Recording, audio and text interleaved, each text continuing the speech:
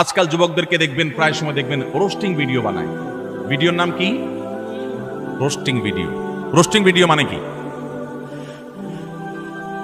একজনকে রোস্ট করে। এতদিন আমরা শুনছি মুরগি রোস্ট করে, এখন পোলাপান কি রোস্ট করে?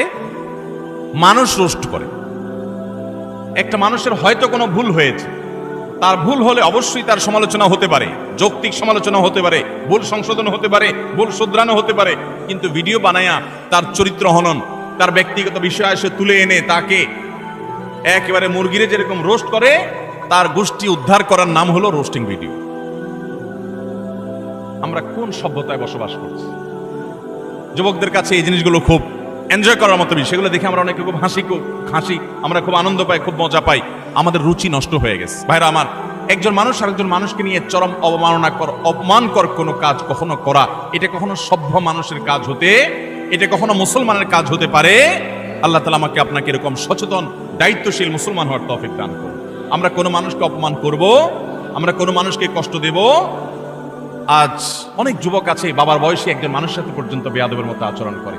রিকশাওয়ালা হতে পারে, তিনি রিকশা চালক, কিন্তু আপনার বাবার বয়সী, আপনার বড় ভাইয়ের বয়সী, আপনার চাইতে অন্তত আলটিমেট কমপক্ষে বড়, অ্যাটলিস্ট আপনার চাইতে সে সিনিয়র, কিন্তু দেখা যায় তার সাথে পর্যন্ত তুচ্ছ তাচ্ছিল্য করে, তুই তুকারি করে, যা তা বলে আমাদের যুবকরা আজকাল, অনেকে, আমি সবার কথা বলছি, অনেক যুবকরা আজকাল এমন আচরণ করে।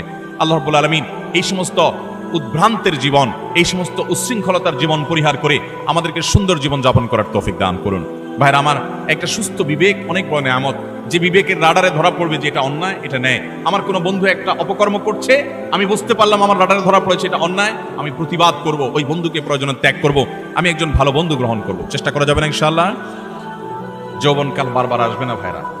যৌবনের যে পাগলামি, যৌবনের যে উচ্ছলতা, যৌবনের যে উন্মাদনা, আল্লাহর শপথ করে বলছি, এটা চিরকাল থাকবে?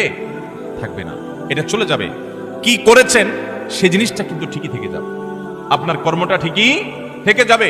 যৌবনের এই সময়টা চলে যাবে, কিন্তু যৌবনকালে যা যা করেছেন এই সবগুলো আপনার আমলনামা যেমন লেখা থাকবে, আপনার স্মৃতিতেও থাকবে।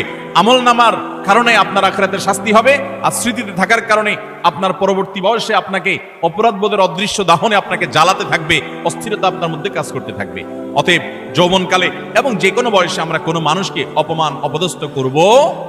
কোনো মানুষ বিপদে পড়েছে, হয়ে গেছে তার দ্বারা একটা কোনো সমস্যা, আপনি চান্স পেয়ে এবার তার 14 গোষ্ঠী উদ্ধার করা শুরু করলেন না ভাই। এই সময় হাত বাড়িয়ে দেন, পারলে তাকে সাহায্য করেন। আল্লাহ রাব্বুল আলামিন আপনার কোনো বিপদে এরকম মানুষ দিয়ে দিবেন যে মানুষ আপনার হাত ধরে আপনাকে উদ্ধার করবে। চেষ্টা করবো না ইনশাআল্লাহ?